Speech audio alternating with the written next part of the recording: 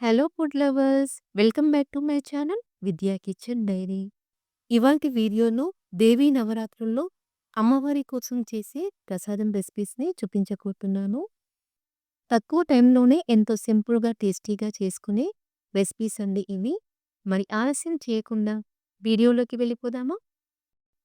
ముందుగా మనం బెల్లం పరమాన్నాన్ని ఎలా చేసుకోవాలో చూద్దాం. ఈ రెసిపీ కోసం నేను చిన్న టీ గ్లాస్ బియ్యాన్ని తీసుకున్నానండి. ఇలా చిన్న గ్లాస్ బియ్యంతో చేసుకున్నా సరే, పరమాన్నం చాలా ఎక్కువ క్వాంటిటీలో వస్తుందండి. మీకు ఎంతైతే పరమాన్నం కావాలో దానికి తగినట్టుగా బియ్యాన్ని తీసుకోవాలి.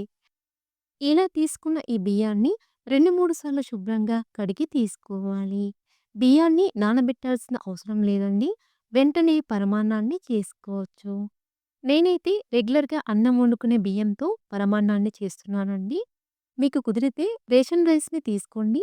పరమాన్నం ఇంకా టేస్టీగా కుదురుతుంది. ఇప్పుడు ఒక బౌల్‌ని తీసుకొని ఇందులోకి ఏ గ్లాస్‌తో అయితే బియ్యాన్ని తీసుకున్నామో అదే గ్లాస్‌తో 5 గ్లాసుల చిక్కటి పాలని తీసుకోవాలి.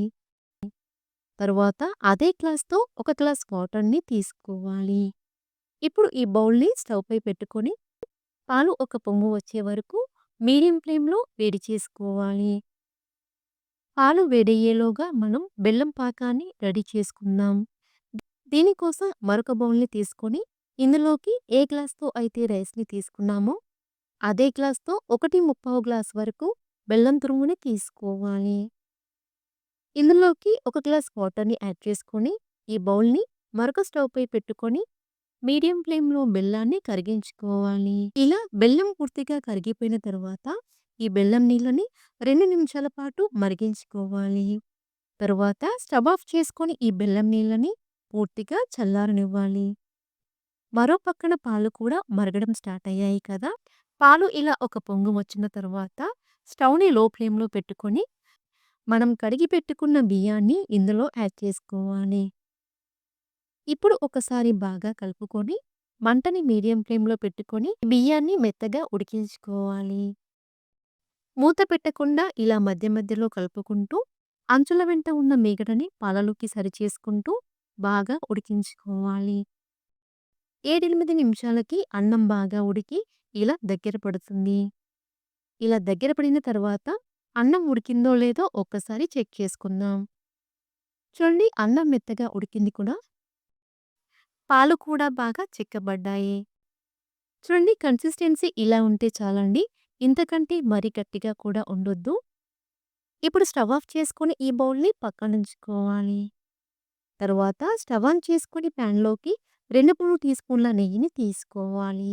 నెయ్యి వేడైన తర్వాత 2 టేబుల్ స్పూన్ల జీడిపప్పు పలుకులు, 2 టేబుల్ స్పూన్ల కిస్మిస్‌ని తీసుకొని బాగా ఫ్రై చేసుకోవాలి. వీటిని ఇలా బాగా ఫ్రై చేసుకున్న తర్వాత స్టవ్ ఆఫ్ చేసుకోవాలి.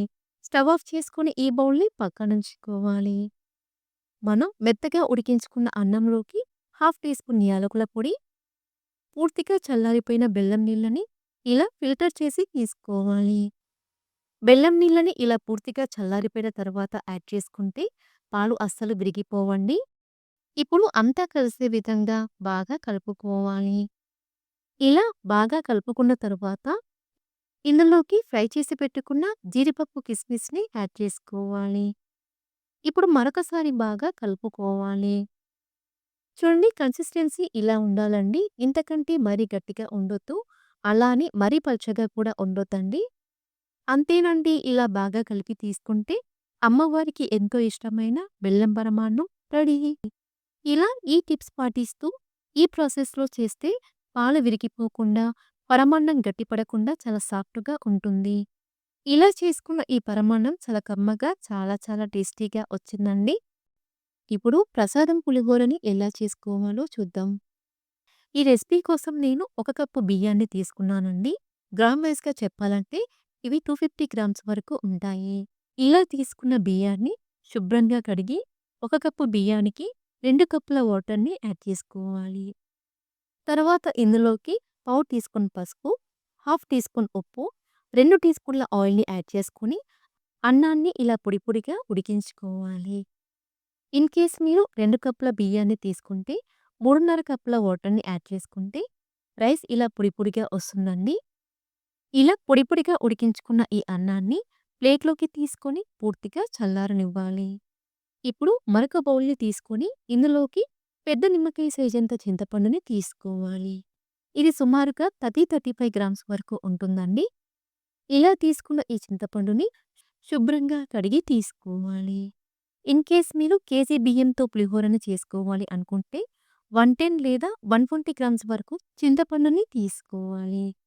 తరువాత ఇందులోకి ఇలా వేడి వేడి నీళ్ళని చింతపండు మునిగేలా యాడ్ చేసుకొని ఈ చింతపండుని 10, 15 నిమిషాల పాటు నాననివ్వాలి. ఇలా హాట్ వాటర్‌ని యాడ్ చేసుకుంటే చింతపండు త్వరగా నానుతుందండి. 10 నిమిషాల తర్వాత చూస్తే చింతపండు బాగా నానింది కదా!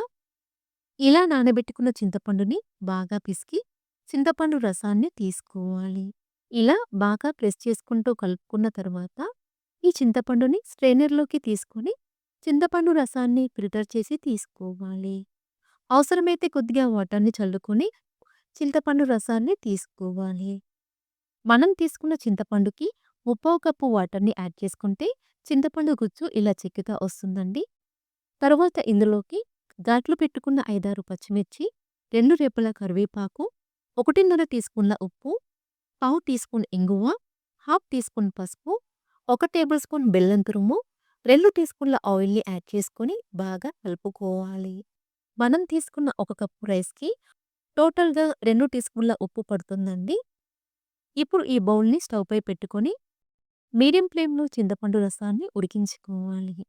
ఇలా మధ్య మధ్యలో కలుపుకుంటూ చింతపండులోని పచ్చివాసన పోయి చింతపండు రసం కాస్త దగ్గర పడే వరకు ఉడికించుకోవాలి. 5, 6 నిమిషాలకి చింతపండు రసం బాగా ఉడికి ఇలా చిక్కబడుతుంది. చల్లారిపోయిన తర్వాత చింతపండు రసం ఇంకాస్త దగ్గర పడుతుంది కాబట్టి ఇలా ఈ కన్సిస్టెన్సీలో ఉండగానే స్టవ్ ఆఫ్ చేసుకోవాలి. ఇప్పుడు తాలింపు కోసం ప్యాన్‌లోకి 2, 3 టేబుల్ స్పూన్ల వరకు పల్లి నూనెని కానీ లేదా నువ్వుల నూనెని కానీ తీసుకోవాలి. అలాగే పులిహోర టెంపుల్ స్టైల్‌లో టేస్టీగా రావడం కోసం ఇందులోకి 1 టీ స్పూన్ నెయ్యిని యాడ్ చేసుకోవాలి. ఆయిల్ బాగా వేడైన తర్వాత ఇందులోకి 2, 3 టేబుల్ స్పూన్ల పల్లీలని యాడ్ చేసుకొని లో టు మీడియం ఫ్లేమ్‌లో ఫ్రై చేసుకోవాలి. పల్లీలు కాస్త వేగిన తరువాత ఇందులోకి 1 టేబుల్ స్పూన్ పచ్చిశనగపప్పుని యాడ్ చేసుకొని ఫ్రై చేసుకోవాలి. పప్పు దినుసులు ఇలా సగానికి పైగా వేగిన తరువాత ఇందులోకి 1 టేబుల్ స్పూన్ మినపప్పు, 1 టీ స్పూన్ ఆవాలు, హాఫ్ టీ స్పూన్ మిరియాలని యాడ్ చేసుకొని బాగా ఫ్రై చేసుకోవాలి. తాలింపు దినుసులన్నీ బాగా వేగిన తరువాత ఇందులోకి కట్ చేసుకున్న 4, 5 పచ్చిమిర్చి, 3 ఎండుమిర్చి, 2, 3 రెబ్బల కరివేపాకుని యాడ్ చేసుకొని కరివేపాకు క్రిస్పీగా అయ్యే వరకు ఫ్రై చేసుకోవాలి. చివరగా ఇందులోకి పావు టీ స్పూన్ ఇంగువ, హాఫ్ టీ స్పూన్ పసుపుని యాడ్ చేసుకొని బాగా కలిపి స్టవ్ ఆఫ్ చేసుకోవాలి. ఇలా రెడీ చేసుకున్న ఈ తాలింపుని పక్కనుంచుకోవాలి. పూర్తిగా చల్లారిపోయిన తర్వాత చూస్తే చింతపండు గుజ్జు ఇలా కొంచెం దగ్గర పడుతుంది. ఇప్పుడు ఈ చింతపండు గుజ్జుని పొడి పొడిగా ఉడికించుకున్న అన్నంలో యాడ్ చేసుకొని చింతపండు రసం అన్నానికి పట్టే విధంగా ఇలా బాగా కలుపుకోవాలి. ఇలా కలుపుకున్న తర్వాత ఇందులోకి ఫ్రై చేసి పెట్టుకున్న తాలింపుని కూడా యాడ్ చేసుకొని మరొకసారి బాగా కలుపుకోవాలి. ఇలా రెడీ చేసుకున్న ఈ పులిహోరని అరగంట, గంట పాటు పక్కనుంచుకుంటే పులుపు అన్నానికి బాగా పట్టి పులిహోర చాలా టేస్టీగా ఉంటుందండి. అంతేనండి, ఇలా బాగా కలిపి తీసుకుంటే గుడిలో ప్రసాదంగా పెట్టి చింతపండు పులిహోర రెడీ.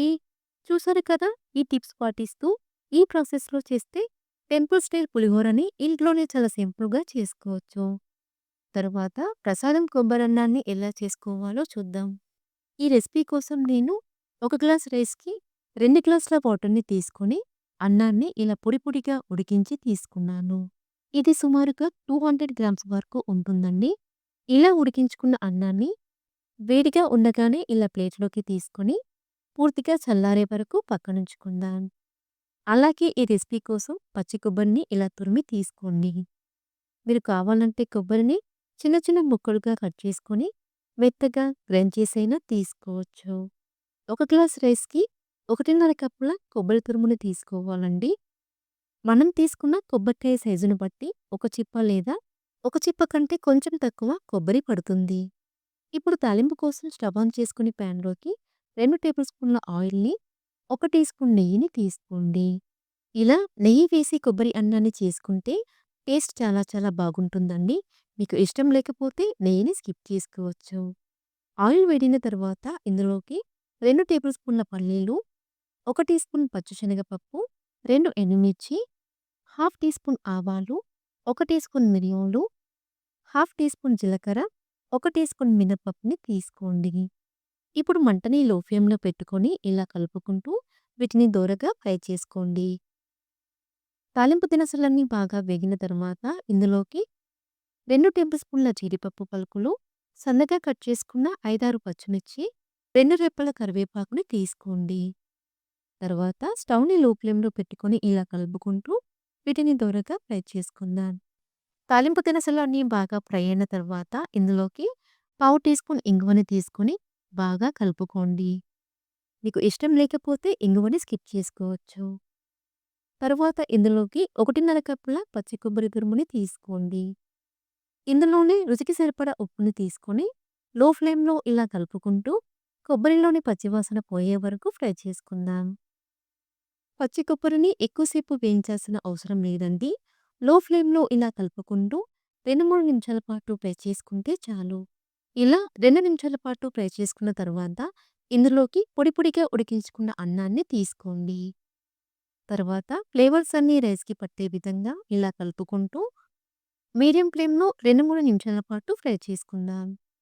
ఇక్కడ నేను 1 గ్లాస్ రైస్‌కి 1.5 కప్పుల పచ్చి కొబ్బరిని తీసుకున్నాను కదా! ఇన్ కేస్ మీరు హాఫ్ కేజీ రైస్‌తో కొబ్బరి అన్నాన్ని చేసుకోవాలి అనుకుంటే హాఫ్ కేజీ రైస్‌కి ఒక పూర్తి కొబ్బరికాయ పడుతుందండి. అడుగంటకుండా ఇలా కలుపుకుంటూ 2, 3 నిమిషాల పాటు ఫ్రై చేసుకుందాం. ఇలా బాగా కలుపుకొని స్టవ్ ఆఫ్ చేసుకుందాం. స్టవ్ ఆఫ్ చేసుకొని ప్లేట్‌లోకి తీసుకొని సర్వ్ చేసుకుంటే ఎంతో టేస్టీగా ఉండే కొబ్బరి అన్నం రెడీ. పండగలప్పుడు ప్రసాదంగా అయినా, లంచ్ బాక్స్‌లోకైనా అప్పటికప్పుడు చాలా సింపుల్‌గా, క్విక్‌గా ఈ కొబ్బరి అన్నాన్ని చేసుకోవచ్చు. తర్వాత మినపగుండలు ఎలా చేసుకోవాలో చూద్దాం. ఈ రెసిపీ కోసం ఒక బౌల్‌లో 1 కప్పు మినపప్పు, 1 టీ స్పూన్ రైస్‌ని తీసుకొని 2, 3 సార్లు శుభ్రంగా కడిగి 5, 6 గంటల పాటు నానబెట్టుకోవాలి. ఇక్కడ నేను మినపప్పుని 5 గంటల పాటు నానబెట్టుకొని వాటర్‌ని వంపేసి తీసుకున్నాను. ఇప్పుడు మిక్సీ జార్‌లో 1 ఇంచు అల్లం, 2 పచ్చిమిర్చిని యాడ్ చేసుకొని బరకగా గ్రైండ్ చేసుకోవాలి. ఇందులోనే మనం నానబెట్టుకున్న మినపప్పుని కొద్ది కొద్దిగా యాడ్ చేసుకుంటూ 1 టీ స్పూన్ వాటర్‌ని యాడ్ చేసుకొని వీలైనంత మెత్తగా గ్రైండ్ చేసుకోవాలి.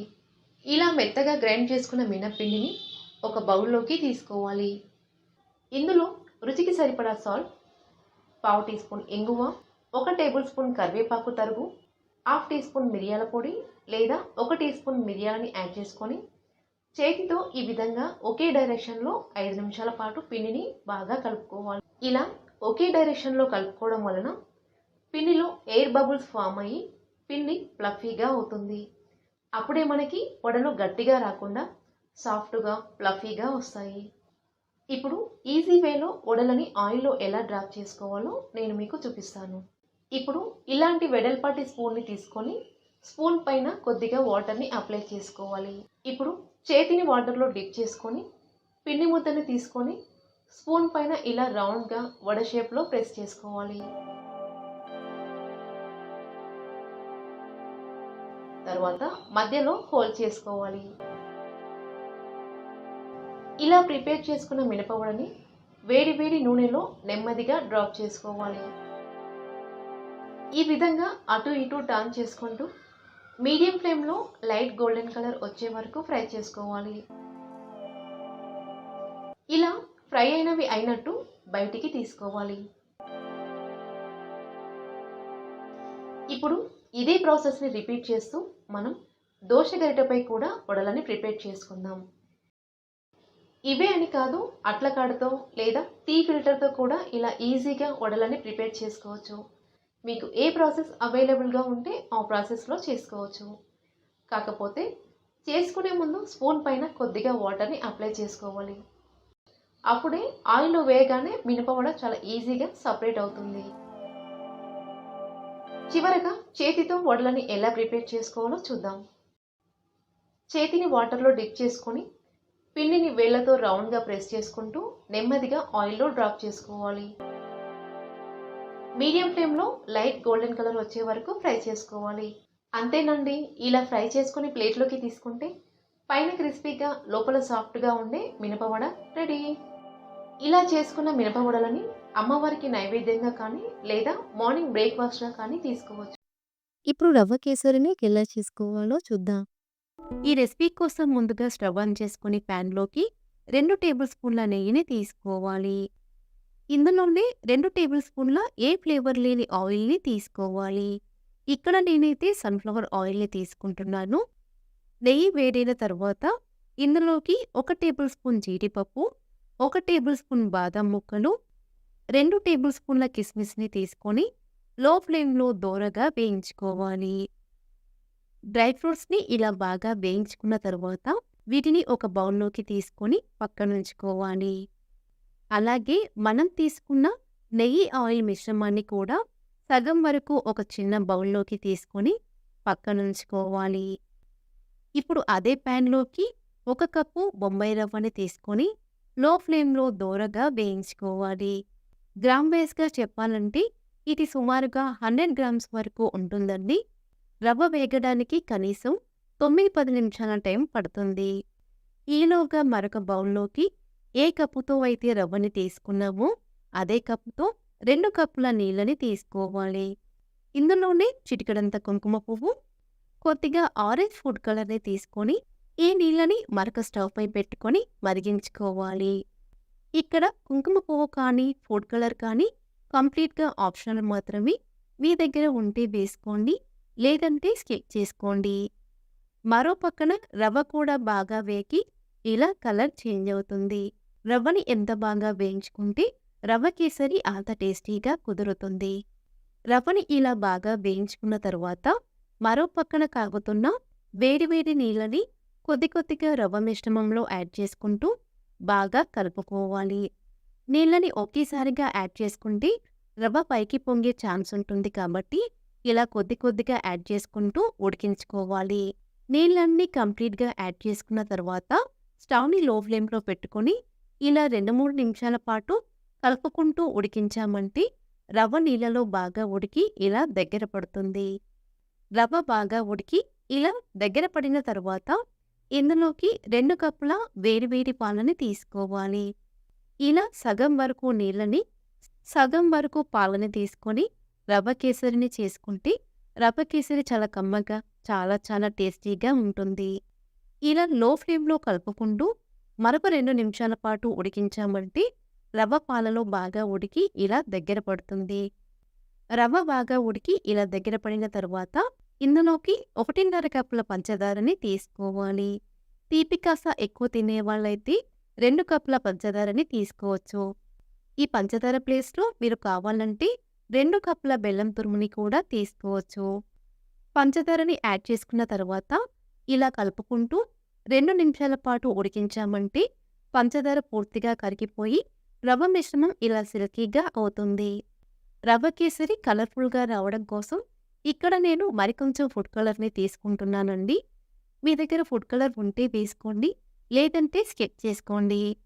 చల్లారిపోయిన తర్వాత రవ్వ ఇంకాస్త చిక్కబడుతుంది కాబట్టి కన్సిస్టెన్సీ మరీ గట్టిగా కాకుండా ఇలా మీడియంగా ఉండేలా చూసుకోవాలి.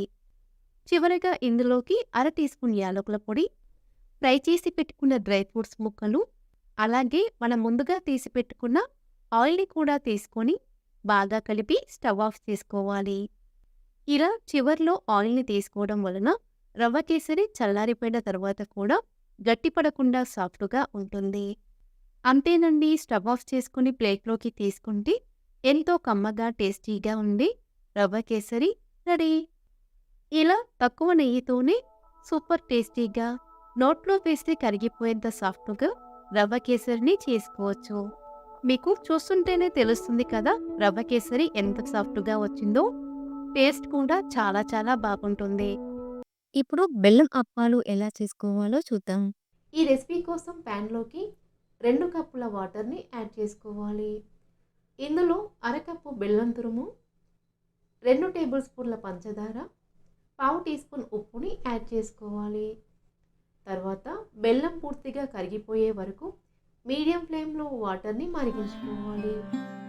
బెల్లం పూర్తిగా కరిగిపోయి వాటర్ ఇలా మరుగుతున్నప్పుడు ఇందులోకి 1 కప్పు ఉప్మా రవ్వని తీసుకొని రవ్వని ఒకేసారి కాకుండా ఇలా కొద్ది కొద్దిగా యాడ్ చేసుకుంటూ ఉండలు కట్టకుండా స్పూన్‌తో బాగా కలుపుకోవాలి. ఇలా కంటిన్యూయస్‌గా కలుపుకుంటూ లో ఫ్లేమ్‌లో రవ్వ దగ్గర పడే వరకు ఉడికించుకోవాలి. చల్లారిపోయిన తర్వాత రవ్వ ఇంకాస్త గట్టిపడుతుంది కాబట్టి రవ్వ ఇలా కొంచెం స్టిక్కీగా ఉండగానే స్టవ్ ఆఫ్ చేసుకోవాలి. ఇలా ఉడికించుకున్న రవ్వని ఒక బౌల్‌లోకి తీసుకొని కొద్దిగా చల్లారనివ్వాలి. రవ్వ కాస్త గోరువెచ్చగా అయిన తర్వాత ఇందులో అరకప్పు ఎండు కొబ్బరి తురుము, హాఫ్ టీ స్పూన్ యాలకుల పొడి, 1 టీ స్పూన్ నెయ్యిని యాడ్ చేసుకోవాలి. తర్వాత చేతికి కొద్దిగా నెయ్యిని అప్లై చేసుకొని రవ్వని ఎక్కడ పగులు లేకుండా చపాతీ పిండిలా సాఫ్ట్‌గా కలుపుకోవాలి. ఇలా చేతితో బాగా ప్రెస్ చేసుకుంటూ రవ్వని కనీసం 2-3 నిమిషాల పాటు బాగా కలుపుకోవాలి. రవ్వని ఎంత బాగా కలుపుకుంటే అప్పాలు అంత బాగా పొంగుతూ వస్తాయి. ఇలా సాఫ్ట్‌గా కలుపుకున్న తర్వాత రవ్వని 2 ఈక్వల్ పార్ట్స్‌గా డివైడ్ చేసుకోవాలి. ఇప్పుడు ఫ్లోర్ పైన అలాగే చపాతీ కర్రకి కొద్దిగా నెయ్యిని కానీ లేదా ఆయిల్‌ని కానీ అప్లై చేసుకోవాలి. ఇప్పుడు పిండి ముద్దని ఫ్లోర్‌పై ఉంచి ఇలా లైట్‌గా ప్రెస్ చేసుకుంటూ చపాతీలా రోల్ చేసుకోవాలి. చపాతీని మరీ మందంగా కాకుండా, మరీ పల్చగా కాకుండా మీడియం థిక్‌నెస్‌తో రోల్ చేసుకోవాలి. చపాతీని రోల్ చేసుకున్న తర్వాత స్టీల్ గ్లాస్‌తో కానీ లేదా చిన్న స్టీల్ బౌల్‌తో కానీ ఇలా అప్పాలని కట్ చేసుకోవాలి. ఇలా గ్లాస్‌తో కట్ చేసుకోవడం వలన అప్పాలు రౌండ్‌గా ఒకే సైజులో వస్తాయి. అప్పాలని కట్ చేసుకున్న తర్వాత ఎక్స్ట్రా పిండిని తీసివేయాలి. అప్పాలు ఇలా మీడియం థిక్‌నెస్‌తో రావాలి. ఇలా చేసుకున్న అప్పాలని ఒక ప్లేట్‌లోకి తీసుకోవాలి. తర్వాత డీప్ ఫ్రై కోసం ఆయిల్‌ని బాగా వేడి చేసుకోవాలి. ఆయిల్ బాగా వేడైన తర్వాత 3 లేదా 4 అప్పాలని వేసుకొని 1 నిమిషం పాటు కదిలించకుండా ఫ్రై చేసుకోవాలి. ఆయిల్‌లో ఒకేసారి ఎక్కువ అప్పాలని వేసి ఫ్రై చేసుకుంటే ఒకదానికొకటి అతుక్కుపోయి సరిగా పొంగవు. 1 నిమిషం తర్వాత పైనుండి ఇలా గరిటెతో లైట్‌గా ప్రెస్ చేస్తూ ఉంటే అప్పాలు చక్కగా పొంగుతాయి. అప్పాలని ఫ్రై చేసుకునేటప్పుడు ఆయిల్ బాగా వేడిగా ఉండేలా చూసుకోవాలి. లేదంటే అప్పాలు ఆయిల్‌లో వేయగానే విరిగిపోతాయి.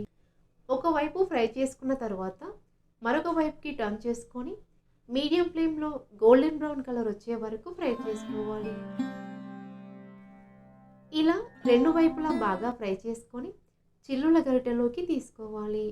పైనుండి మరొక స్పూన్‌తో లైట్‌గా ప్రెస్ చేస్తే ఎక్స్ట్రా ఆయిల్ బయటికి వచ్చేస్తుంది.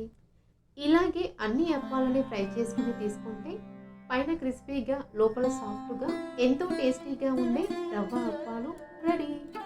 ఇలా చేసుకున్న ఈ రవ్వ అప్పాలని 4-5 రోజుల పాటు స్టోర్ చేసుకోవచ్చు.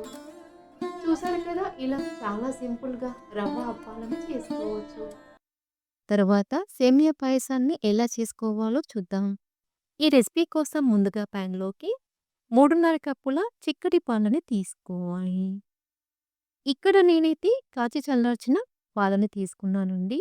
మీరు కావాలంటే ఫ్రెష్ పాలనైనా తీసుకోవచ్చు. అలాగే ఇందులోకి ఏ కప్పుతో అయితే పాలని తీసుకున్నామో అదే కప్పుతో 2 కప్పుల వాటర్‌ని తీసుకోవాలి. ఇలా తీసుకున్న ఈ పాలని స్టవ్ పై పెట్టుకొని లో టు మీడియం ఫ్లేమ్‌లో వేడి చేసుకోవాలి. ఇప్పుడు మరొక స్టవ్ పై ఇలా కడాయిని పెట్టుకొని ఇందులోకి 1 టేబుల్ స్పూన్ నెయ్యిని తీసుకోవాలి. నెయ్యి వేడైన తర్వాత ఇందులోకి 2 టేబుల్ స్పూన్ల జీడిపప్పు, 2 టేబుల్ స్పూన్ల కిస్మిస్‌ని తీసుకొని ఫ్రై చేసుకోవాలి. లో ఫ్లేమ్‌లో ఇలా కలుపుకుంటూ నిదానంగా ఫ్రై చేసుకుంటే లోపలి వరకు చక్కగా వేగుతాయండి. ఇలా బాగా ఫ్రై చేసుకున్న తర్వాత వీటిని ఒక బౌల్‌లోకి తీసుకొని పక్కనుంచుకోవాలి. ఇప్పుడు అదే కడాయిలోకి 1 కప్పు సేమ్యాని తీసుకొని ఫ్రై చేసుకోవాలి. మనం తీసుకున్న సేమ్యా లైట్ గోల్డెన్ కలర్‌లోకి వచ్చే వరకు మంటని లో ఫ్లేమ్‌లో పెట్టుకొని ఇలా కలుపుకుంటూ ఫ్రై చేసుకోవాలి. ఇన్ కేస్ మీరు సేమియా పాయసాన్ని ఎక్కువ క్వాంటిటీలో చేసుకోవాలి అనుకుంటే గనక దానికి తగినట్టుగా సేమియాని తీసుకోవాలి.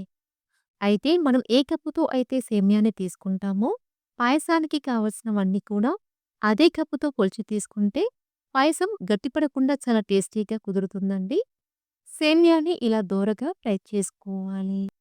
మరోపక్కన పాలు కూడా ఇలా మరగడం స్టార్ట్ అయ్యాయి కదా! ఇలా మరిగించుకున్న ఈ పాలని ఫ్రై చేసుకున్న సేమ్యాలో యాడ్ చేసుకోవాలి. ఇలా పాలని యాడ్ చేసుకున్న తర్వాత మంటని లో టు మీడియం ఫ్లేమ్‌లోకి అడ్జస్ట్ చేసుకుంటూ, ఇలా మధ్య మధ్యలో కలుపుకుంటూ సేమ్యాని మెత్తగా ఉడికించుకోవాలి. సేమ్యా ఉడకడానికి ఎక్కువ టైం పట్టదండి. ఇలా 4, 5 నిమిషాల పాటు ఉడికించుకున్న తర్వాత సేమ్యా ఉడికిందో లేదో చూద్దాం. చూడండి సేమ్యా మెత్తగా ఉడికింది కదా! ఇప్పుడు ఇందులోకి ఏ కప్పుతో అయితే సేమ్యాని తీసుకున్నామో అదే కప్పుతో అరకప్పు పంచదారని యాడ్ చేసుకోవాలి. తరువాత ఇలా కలుపుకుంటూ పంచదార పూర్తిగా కరిగిపోయే వరకు లో టు మీడియం ఫ్లేమ్‌లో ఉడికించుకోవాలి. ఇన్ కేస్ మీరు పంచదారకి బదులుగా బెల్లంతో పాయసం చేసుకోవాలి అనుకుంటే సేమ్యాని ఫ్రై చేసుకోవడానికి ముందుగానే అరకప్పు బెల్లం తురుముకి కొద్దిగా వాటర్‌ని యాడ్ చేసుకొని బెల్లాన్ని కరిగించుకోవాలి. వన్స్ పాయసం రెడీ అయిన తరువాత పూర్తిగా చల్లారిపోయిన బెల్లం నీళ్ళని యాడ్ చేసుకొని బాగా కలుపుకోవాలి.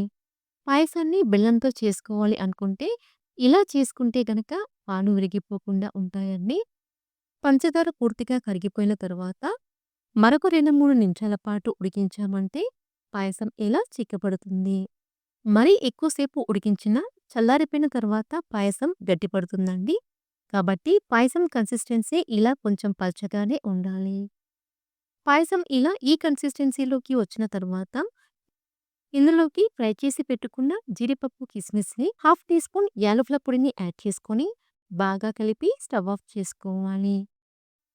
అంతేనండి స్టవ్ ఆఫ్ చేసుకొని సర్వింగ్ బౌల్‌లోకి తీసుకుంటే ఎంతో టేస్టీగా ఉండే సేమియా పాయసం రెడీ. ఇలా ఈ కొలతల్లో ఈ ప్రాసెస్‌లో చేసుకుంటే చల్లారిపోయిన తర్వాత కూడా పాయసం గట్టిపడకుండా పర్ఫెక్ట్ కన్సిస్టెన్సీలో ఉంటుందండి. ఇలా చేసుకున్న ఈ సేమియా పాయసం చాలా చాలా టేస్టీగా ఉంటుందండి. ఇప్పుడు గోధుమ రవ్వ ప్రసాదాన్ని ఎలా చేసుకోవాలో చూద్దాం. ఈ రెసిపీ కోసం ముందుగా ప్యాన్‌లోకి చిన్న కప్పుతో కప్పు నిండుగా గోధుమ రవ్వని తీసుకోవాలి. ఇక్కడ నేను లైట్ యెల్లో కలర్‌లో ఉన్న గోధుమ రవ్వని తీసుకున్నానండి. నిజానికి ఈ ప్లేస్‌లో ఎర్ర గోధుమ రవ్వని తీసుకొని ఈ స్వీట్‌ని చేసుకుంటే చాలా టేస్టీగా కుదురుతుంది. ఇలా తీసుకున్న గోధుమ రవ్వని సన్నని మంట మీద దోరగా వేయించుకోవాలి. దీనికి కనీసం 10-15 నిమిషాల టైం పడుతుంది. ఇలా దోరగా వేయించుకున్న గోధుమ రవ్వని ఒక ప్లేట్‌లోకి తీసుకొని పక్కనుంచుకోవాలి. ఇప్పుడు అదే ప్యాన్‌లోకి 2 టేబుల్ స్పూన్ల నెయ్యిని తీసుకోవాలి. నెయ్యి వేడైన తర్వాత ఇందులోకి పావు కప్పు డ్రై ఫ్రూట్స్‌ని తీసుకొని లో ఫ్లేమ్‌లో దోరగా వేయించుకోవాలి. ఇలా లైట్‌గా కలర్ చేంజ్ అయిన తర్వాత డ్రై ఫ్రూట్స్‌ని ఒక చిన్న బౌల్‌లోకి తీసుకొని పక్కనుంచుకోవాలి. ఇప్పుడు అదే ప్యాన్‌లోకి ఏ కప్పుతో అయితే రవ్వని తీసుకున్నామో అదే కప్పుతో 4 కప్పుల వాటర్‌ని తీసుకోవాలి. తరువాత మూత పెట్టుకొని ఈ వాటర్‌ని మరిగించుకోవాలి. వాటర్ ఇలా మరుగుతున్నప్పుడు ఇందులోకి వేయించుకున్న గోధుమ రవ్వని తీసుకోవాలి. తరువాత అంతా కలిసే విధంగా ఇలా బాగా కలుపుకోవాలి. ఇలా కలుపుకున్న తరువాత మూత పెట్టుకొని లో ఫ్లేమ్‌లో రవ్వని 10-12 నిమిషాల పాటు ఉడికించుకోవాలి. 10 నిమిషాల తర్వాత చూస్తే రవ్వ బాగా ఉడికి ఇలా మెత్తగా అవుతుంది. రవ్వని ఇలా మెత్తగా ఉడికించుకున్న తరువాత ఇందులోకి ఏ కప్పుతో అయితే రవ్వని తీసుకున్నామో అదే కప్పుతో 1.5 కప్పుల బెల్లాన్ని తీసుకోవాలి. ఇక్కడ నేను హెల్తీగా చేయడం కోసం తాటి బెల్లాన్ని తీసుకున్నానండి. ఈ ప్లేస్‌లో మీరు రెగ్యులర్‌గా వాడే బెల్లాన్నైనా లేదా పంచదారనైనా తీసుకోవచ్చు. ఇలా బెల్లాన్ని యాడ్ చేసుకున్న తరువాత అన్నీ కలిసే విధంగా ఒకసారి బాగా కలుపుకోవాలి. ఇలా కలుపుకున్న తరువాత మూత పెట్టుకొని లో ఫ్లేమ్‌లో 5-6 నిమిషాల పాటు ఉడికించుకోవాలి. ఇలా మధ్య మధ్యలో కలుపుకుంటూ రవ్వని బెల్లం పాకంలో బాగా ఉడికించుకోవాలి. 5 నిమిషాల తర్వాత చూస్తే రవ్వ ఇలా బెల్లం పాకంలో బాగా ఉడికి ఇలా కొంచెం దగ్గర పడుతుంది. ఇప్పుడు ఇందులోకి అర టీ స్పూన్ యాలకుల పొడి, పావు టీ స్పూన్ జాజికాయ పొడి, చిటికెడంత పచ్చకర్పూరాన్ని తీసుకొని ఒకసారి బాగా కలుపుకోవాలి. ఇలా జాజికాయ పొడిని పచ్చకర్పూరాన్ని వేసుకొని స్వీట్‌ని చేసుకుంటే గుడిలో ప్రసాదంలా చాలా టేస్టీగా కుదురుతుంది. చివరగా ఇందులోకి వేయించి పెట్టుకున్న డ్రై ఫ్రూట్స్‌ని 2 టేబుల్ స్పూన్ల నెయ్యిని యాడ్ చేసుకొని లో ఫ్లేమ్‌లో 1 నిమిషం పాటు ఉడికించుకోవాలి. స్వీట్ కన్సిస్టెన్సీ ఇలా కొంచెం పల్చగానే ఉండాలండి. చల్లారిపోయిన తర్వాత ఇది ఇంకాస్త చిక్కబడుతుంది కాబట్టి ఇలా పల్చగా ఉండగానే స్టవ్ ఆఫ్ చేసుకోవాలి. అంతేనండి, స్టవ్ ఆఫ్ చేసుకుని బౌల్‌లోకి తీసుకుంటే ఎంతో టేస్టీగా ఉండే గోధుమ రవ్వ స్వీట్ రెడీ. ఇలా చాలా సింపుల్‌గా, క్విక్‌గా గోధుమ రవ్వతో స్వీట్‌ని చేసుకోవచ్చు. ఈ ప్రాసెస్‌లో గనుక స్వీట్‌ని చేస్తే గుడిలో ప్రసాదంలా కమ్మగా చాలా టేస్టీగా కుదురుతుంది. చివరగా చక్కెర పొంగలిని ఎలా చేసుకోవాలో చూద్దాం. ముందుగా స్టవ్ ఆన్ చేసుకుని ప్యాన్‌లోకి పావు కప్పు పెసరపప్పుని తీసుకొని లో ఫ్లేమ్‌లో ఇలా కలుపుకుంటూ లైట్ గోల్డెన్ కలర్ వచ్చే వరకు ఫ్రై చేసుకోండి. ఇలా దోరగా వేయించుకున్న తర్వాత ఈ పెసరపప్పుని ఒక బౌల్‌లోకి తీసుకుందాం. ఏ కప్పుతో అయితే పెసరపప్పుని తీసుకున్నామో అదే కప్పుతో ముప్పావు కప్పు బియ్యాన్ని తీసుకొని 2, 3 సార్లు శుభ్రంగా కడిగి తగినన్ని వాటర్‌ని యాడ్ చేసుకొని 10, 15 నిమిషాల పాటు నాననివ్వాలి. ఇక్కడ నేనైతే చక్కెర పొంగలిని గిన్నెలో వండుతున్నానండి. ఇన్ కేస్ మీరు కుక్కర్‌లో వండుకోవాలి అనుకుంటే బియ్యాన్ని నానబెట్టాల్సిన అవసరం లేదండి. డైరెక్ట్‌గానే కుక్ చేసుకోవచ్చు. ఇప్పుడు స్టవ్‌పై ఇలా గిన్నెని పెట్టుకొని బియ్యం తీసుకున్న కప్పుతోనే 2:30 కప్పుల నీళ్ళని తీసుకోండి. చక్కెర పొంగలి కోసం ఎప్పుడైనా సరే కొత్త బియ్యాన్ని కానీ లేదా రేషన్ రైస్‌ని కానీ తీసుకోవాలి. ఇన్ కేస్ మీరు పాత బియ్యాన్ని తీసుకున్నట్లయితే 3 కప్పుల వాటర్‌ని తీసుకోండి. వాటర్ ఇలా మరగడం స్టార్ట్ అయిన తర్వాత బియ్యాన్ని నీళ్లు లేకుండా వంపేసి ఇలా వాటర్‌లోకి తీసుకుందాం. ఇప్పుడు ఒకసారి బాగా కలుపుకొని మూత పెట్టుకొని మీడియం ఫ్లేమ్‌లో అన్నాన్ని మెత్తగా ఉడికించండి. చక్కెర పొంగలిని ఇంకా క్విక్‌గా చేసుకోవాలి అనుకుంటే కుక్కర్‌లో 3 విజిల్స్ వచ్చే వరకు ఉడికించుకుంటే చాలు. ఈలోగా మరొక బర్నర్‌పై ఇలా ప్యాన్‌ని పెట్టుకొని ఇందులోకి 1 కప్పు బెల్లం తురుము, పావు కప్పు పంచదారని తీసుకోండి. 2 కలిపి నేను 1:15 కప్పు వరకు తీసుకున్నానండి. తీపి కాస్త ఎక్కువ కావాలి అనుకుంటే 1:30 కప్పు వరకైనా తీసుకోవచ్చు. కావాలంటే మీరు బెల్లాన్ని అలాగే పంచదారని ఈక్వల్‌గా అయినా తీసుకోవచ్చు. ఇందులోకి 2 టేబుల్ స్పూన్ల వాటర్‌ని తీసుకొని మీడియం ఫ్లేమ్‌లో బెల్లాన్ని కరిగించండి. ఈ రెసిపీ కోసం మనకి పాకం రావాల్సిన అవసరం లేదండి. బెల్లం కరిగిపోయి ఇలా మరగడం స్టార్ట్ అయితే చాలు. పాకం ఇలా మరగడం స్టార్ట్ అయిన తర్వాత స్టవ్ ఆఫ్ చేసుకొని ఈ బౌల్‌ని పక్కనుంచుకుందాం. 5, 6 నిమిషాల తర్వాత చూస్తే చూడండి అన్నం మెత్తగా ఉడికింది కదా! అన్నం మరి పొడి పొడిగా ఉండాల్సిన అవసరం లేదండి. ఇలా కొంచెం తేమగా ఉంటే చాలు. ఇప్పుడు మంటని లో ఫ్లేమ్‌లో పెట్టుకొని అన్నాన్ని బాగా కలుపుకోండి. గరిటెతో ఇలా మెదుపుకుంటే అన్నం పొడి పొడిగా ఉండకుండా ఇలా కొంచెం మెత్తగా అవుతుందండి. ఇలా బాగా కలుపుకున్న తర్వాత బెల్లం పాకాన్ని ఇందులోకి ఫిల్టర్ చేసి తీసుకుందాం. ఇప్పుడు మంటని లో ఫ్లేమ్‌లో పెట్టుకొని ఇలా కలుపుకుంటూ 2, 3 నిమిషాల పాటు ఉడికించండి. ఇలా 2, 3 నిమిషాల పాటు ఉడికించామంటే అన్నం బెల్లం పాకాన్ని బాగా అబ్జర్వ్ చేసుకొని ఇలా కొంచెం మెత్తగా అవుతుంది. చల్లారిపోయిన తర్వాత ఇది ఇంకాస్త గట్టిపడుతుంది కాబట్టి మరీ పల్చగా కాకుండా, మరీ గట్టిగా కాకుండా ఇలా ఈ కన్సిస్టెన్సీలో ఉండాలండి. ఇప్పుడు ఒకసారి బాగా కలుపుకొని ఈ బౌల్‌ని పక్కనుంచుకుందాం. తర్వాత మరొక ప్యాన్‌లోకి 2 టేబుల్ స్పూన్ల నెయ్యిని తీసుకోండి. నెయ్యి వేడయ్యాక ఇందులోకి 2 టేబుల్ స్పూన్ల పచ్చి కొబ్బరి ముక్కలు తీసుకొని దోరగా ఫ్రై చేసుకోండి. ఇందులోకి 2 టేబుల్ స్పూన్ల జీడిపప్పు, 2 టేబుల్ స్పూన్ల కిస్మిస్‌ని తీసుకొని ఇలా కలుపుకుంటూ లో ఫ్లేమ్‌లో దోరగా ఫ్రై చేసుకుందాం. ఇలా బాగా ఫ్రై చేసుకున్న తర్వాత స్టవ్ ఆఫ్ చేసుకొని వీటిని చక్కెర పొంగలిలో యాడ్ చేసుకుందాం. ఇందులోకి ఫ్లేవర్ కోసం హాఫ్ టీ స్పూన్ యాలకుల పొడి, చిటికెడంతా పచ్చకర్పూరాన్ని తీసుకొని మరొకసారి బాగా కలుపుకోండి. ఇలా పచ్చకర్పూరాన్ని వేసుకుంటే చక్కెర పొంగలి గుడిలో ప్రసాదంలా కమ్మగా చాలా టేస్టీగా ఉంటుందండి. మీ దగ్గర లేకపోతే స్కిప్ చేసుకోండి. అంతేనండి, ఇలా బాగా కలిపి తీసుకుంటే ఎంతో కమ్మగా ఉండే ప్రసాదం చక్కెర పొంగలి రెడీ. చక్కెర పొంగలి గుడిలో ప్రసాదంలా కమ్మగా టేస్టీగా రావాలంటే ఈ స్టైల్‌లో ఓసారి ట్రై చేయండి. ట్రై చేశాక మీకెలా కుదిరిందో మాకు కామెంట్ రూపంలో తెలియజేయండి. సో ఫ్రెండ్స్, ఈ రెసిపీ మీకు నచ్చితే లైక్ చేయండి. మీ ఫ్రెండ్స్‌కి షేర్ చేయండి. మరిన్ని రెసిపీస్ కోసం మా ఛానల్‌ని సబ్స్క్రైబ్ చేసుకోండి.